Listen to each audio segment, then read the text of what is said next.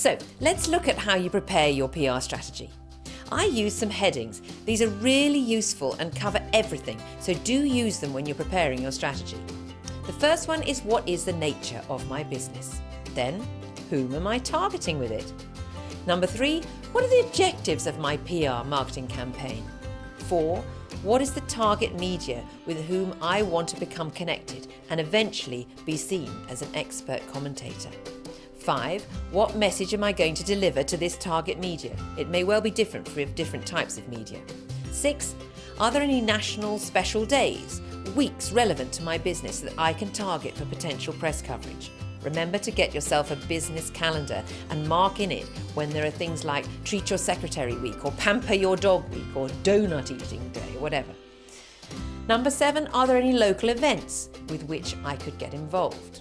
Number 8, what tactics am I going to use to reach that target audience through the channels that they watch, listen and engage with? This will be answered by the actual work, the PR tools you set aside to do the job. And in your PR strategy, this can be set out in the form of a timeline. For example, in here you'll have the press releases and the sound bites you envisage writing, the press you're going to call and the way you're going to develop the relationships with them, the events you're going to organise, the sponsorships and alliances you're going to set up, the networking events you're going to go to, the speaking opportunities you've set up, and so on. And don't forget the social stuff. Number 9, allied with this, you will need to set up a social media strategy. These areas need careful planning too. Perhaps you need to include in your PR strategy that you need some training in the proper use of the various elements of social media, Twitter, Facebook and LinkedIn.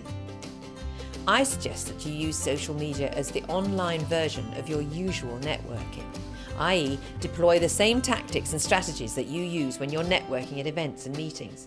Social media is basically networking without having to put on smart clothes and makeup.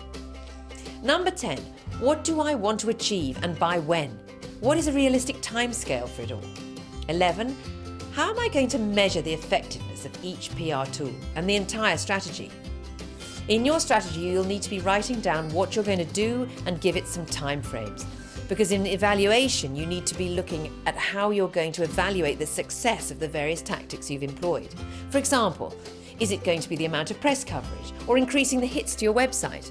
Or is it going to be an increase in the quality or the calibre of people coming to work for you because they've heard more about you?